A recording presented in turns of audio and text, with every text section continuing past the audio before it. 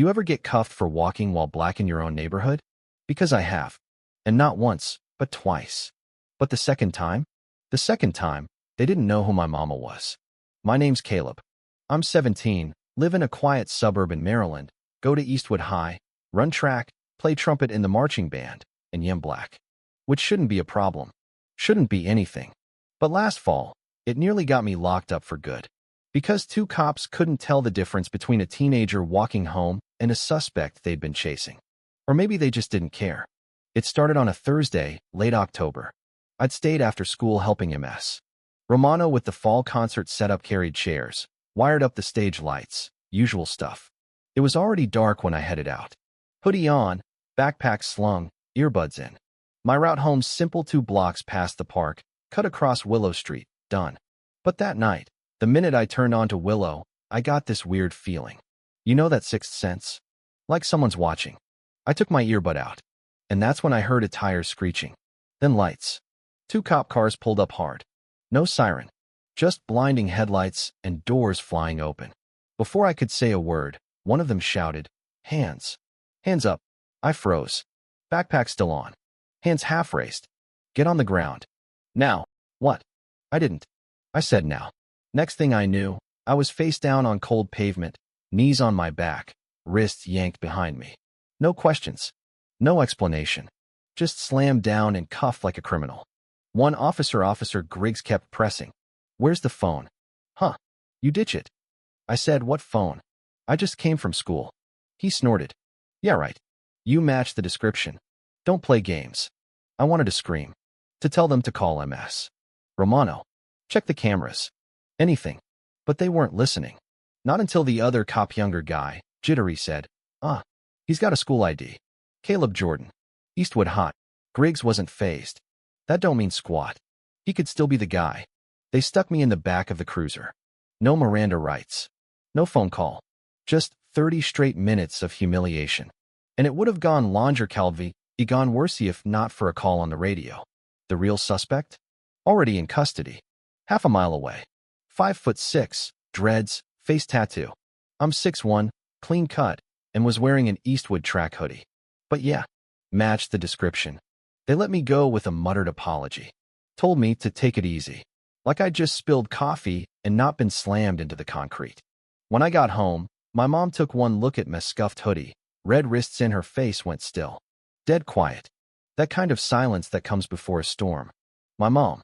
She's not just anybody. Her name is Lauren Jordan. And she's the deputy director of the FBI. She didn't yell. Didn't panic. Just sat down at the table and said, "Tell me everything." So I did. Every word. Every detail. Then she said one sentence. "We're not letting this slide." What followed was swift. Mom didn't show up at the precinct screaming. She showed up in a dark blazer, badge in hand, flanked by 2 internal affairs officers. She didn't ask to speak to someone. She demanded full footage from the dash cams, body cams, and radio logs. Within 24 hours, Officer Griggs was on suspension pending investigation. The other officer was reassigned, and the entire department was under review for racial profiling. But it didn't stop there. Mom went to the city council. She got the Civilian Oversight Board involved. She had a community forum set up at Eastwood High, so students could speak out. Turns out, I wasn't the only one. For other black teens, same school had similar run-ins over the last year. Nobody listened. Until now. The story went public after a local journalist caught wind. But here's the twist: Mom didn't want her position front and center. She wanted the pattern exposed, not the title. The headline wasn't "FBI Director's Son Detained." It was "Eastwood Students Speak Out on Racial Bias." That made the message louder. More real. Now, a few months later, the department's implemented mandatory de-escalation and bias training. Body cam footage must be reviewed monthly. And Mom, she's been nominated for director. Yeah, full director.